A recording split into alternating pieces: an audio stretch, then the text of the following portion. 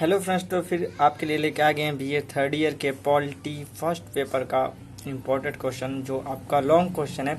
और इस क्वेश्चन का लॉन्ग एंड शॉर्ट दोनों आते हैं, तो इसको देख लेंगे तो आपको लॉन्ग क्वेश्चन और एक शॉर्ट क्वेश्चन का तैयार हो जाएगा। ठीक है, ये आपके मैं बता रहा हूँ वीर बहादुर सिंह पूर्वांचल यूनिवर्सिटी के। तो आप ऐसा नहीं कि आप वीर बहादुर पूर्वांचल यूनिवर्सिटी से हों तो ही पढ़िए, क्योंकि अन्य भी जो भी ग्रेजुएशन होते हैं और उनमें अगर पॉलिटी आप लिए हैं तो पॉलिटी में सब में एक ही सब्जेक्ट होते हैं, तो ये उनके लिए भी महत्वपूर्ण है। ठीक है, और बहुत ही इंपॉर्टेंट है ये क्वेश्चन। मुख्य कार्यपालिका आपको क्वेश्चन में दिया रहेगा। कार्यपालिका का अर्थ, कार्यपालिका की विवेचना कीजिए, कार्यपालिका के मुख्य अर्थ समझिए। ऐसे कार्यपालिका को लेकर किया रहेगा मुख्य कार्यपालिका। तो हम आपको सीरीज से नहीं पढ़ा रहे हैं इसलिए क्योंकि उसमें बहुत ही डिफिकल्ट लाइन थे जो पढ़ने में बहुत ही दिक्कतें हो रही थी, तो मैं इसे सरल भाषा में बना के लिखा हूँ कि जिससे याद आसानी से किया जा सके। तो आइए देख लेते हैं मुख्य कार्यपालिका के अर्थ। ठीक है, और वीडियो पहली बार मेरे चैनल पर वीडियो देख रहे हो तो चैनल को सब्सक्राइब जरूर कर लेगा, बगल में बेल आइकन को प्रेस कर लीजिएगा, जिससे आने वाले हर नए वीडियो का नोटिफिकेशन आपको तुरंत मिले। आप पे यहाँ पे हर कॉम्पिटिटिव एग्जाम से लेके एग्जाम के आपको तैयारियाँ कराई जाती हैं। तो चलिए देखते हैं मुख्य कार्यपालिका का अर्थ। ठीक है, मुख्य कार्यपालिका का अर्थ, तो जिस देश संसदीय शासन प्रणाली प्रचलित होती है, जिस देश में संसदीय शासन प्रणाली प्रचलित होती है वहाँ पर मुख्य कार्यपालिका होती है। वह मंडल द्वारा बनाए गए कानून को लागू करता है। कौन मंडल द्वारा बनाए गए कार्य को लागू करता है? तो मुख्य कार्यपालिका मंडल द्वारा बनाए गए कानून को मुख्य कार्यपालिका लागू करता है। हमारे प्राचीन समय में जो मुख्य कार्यपालिका थी वही कानून बनाती थी, यानी कानून का निर्माण करती थी और कानून लागू भी वही करती थी मुख्य। लेकिन अब मुख्य कार्यपालिका का एक ही अर्थ रह गया है, कानून को लागू करना। ठीक है, अब मुख्य कार्यपालिका का अर्थ रह गया बस केवल कानून को लागू करना। ये कहाँ पे होता है?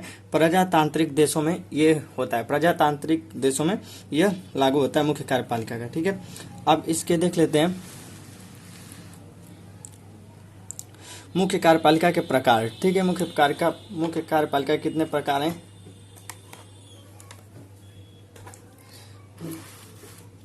तो देखते हैं।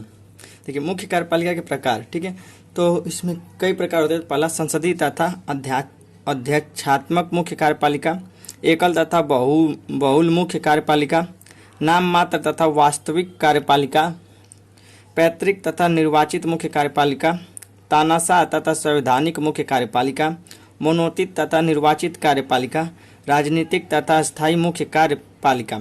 ठीक है, तो अब आगे आते हैं। तो आगे उसमें है डिमांग के शब्दों में, यानी डिमांग के शब्दों में। ठीक है, तो डिमांग के मुख्य कार्यपालिका कठिनाइयों का अंत करने वाला पर्यवेक्षक एवं आगामी कार्यक्रम का प्रवर्तक होता है। यानी मुख्य कार्यपालिका कठिनाइयों का अंत करने वाला पर्यवेक्षक एवं आगामी कार्यक्रम का प्रवर्तक होता है। ठीक है, मुख्य कार्यपालिका के स्वरूप एवं नामों में भिन्नता पाई जाती है। मुख्य कार्यपालिका के स्वरूप एवं नामों में भिन्नता पाई जाती है। ब्रिटेन में राजा मुख्य कार्यपालिका होता है, तो भारत एवं संयुक्त राज्य अमेरिका में राष्ट्रपति मुख्य कार्यपालिका होता है। ब्रिटेन में आपके राजा मुख्य कार्यपालिका होते हैं, तो भारत एवं संयुक्त राज्य अमेरिका में राष्ट्रपति मुख्य कार्यपालिका होते हैं। ये उदाहरण स्वरूप है। ठीक है, आप समझने की कोशिश कीजिए इसमें क्या बताया गया है। ठीक है, तो अगर आप समझ लेते हैं तो आपको एग्जाम में लिखने में ज़्यादा आसानी होगी। कहीं इसका स्वरूप समिति जैसा होता है, कहीं इसका स्वरूप यानी कहीं मुख्य कार्यपालिका का स्वरूप समिति जैसा होता है, जैसे स्विट्जरलैंड की संघीय परिषद। ठीक है, जैसे स्विट्जरलैंड की संघीय परिषद। मुख्य कार्यपालिका की आवश्यकताएं, मुख्य कार्यपालिका की आवश्यकताएं। तो लोक प्रशासन में मुख्य कार्यपालिका को ही संपूर्ण प्रशासकीय प्रबंध करना होता है। ठीक है, प्रशासकीय व्यवस्था में एकता की व्यवस्था हेतु प्रशासकीय विभागों में एकता बनाए रखने के लिए मुख्य कार्यपालिका का होना आवश्यक है। विश्लेषणीकरण के कारण प्रशासकीय विभागों में होने वाले पारस्परिक संघर्षों का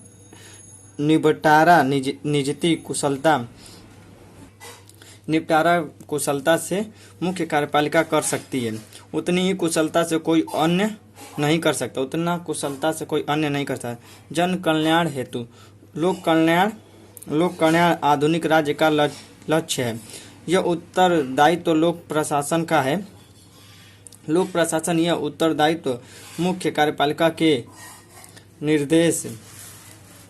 निर्देश में प्राप्त कर सकता है। व्यवस्थापिका को सूचना प्रदान करने के लिए मुख्य कार्यपालिका को ही व्यवस्थापिका को प्रशासन के संबंध में सूचना प्रदान करती है। ठीक है, फिर आगे प्रशासन पर नियंत्रण हेतु मुख्य कार्यपालिका ही लोक प्रशासन में शक्ति को अपव्यय को रोकने के लिए कार्य करती है। उस पर नियंत्रण रखती है। निर्देश का लोक प्रशासन से पालन कराने का कार्य भी मुख्य कार्यपालिका का होता है। ठीक है, फिर आगे कुशलता हेतु लोक प्रशासन को ढंग एवं कुशलता से चलाने हेतु मुख्य कार्यपालिका की आवश्यकता होती है। तो यहाँ पे क्वेश्चन समाप्त होता है। इसके आगे भी आप और भी लिख सकते हैं, जैसे इसमें कि मुख्य कार्यपालिका में क्या क्या इसके नियम है, आपको इसमें अधिकारियों को करना होता है, चपरासियों को लेना होता है, ऐसे हेडिंग डाल के उनको भत्ता होता है, उनका सब यह मुख्य कार्यपालिका के अंतर्गत आता है। ऐसे आप और लंबा इसे बना के इसे और लिख सकते हैं। ठीक है, तो मैं यहीं पे ये वीडियो खत्म कर देता हूँ। और वीडियो अच्छी लगी तो चैनल को लाइक शेयर सब्सक्राइब जरूर करिए, क्योंकि अभी मेरा नया चैनल है तो सब्सक्राइबर की मुझे काफ़ी ज़रूरत है।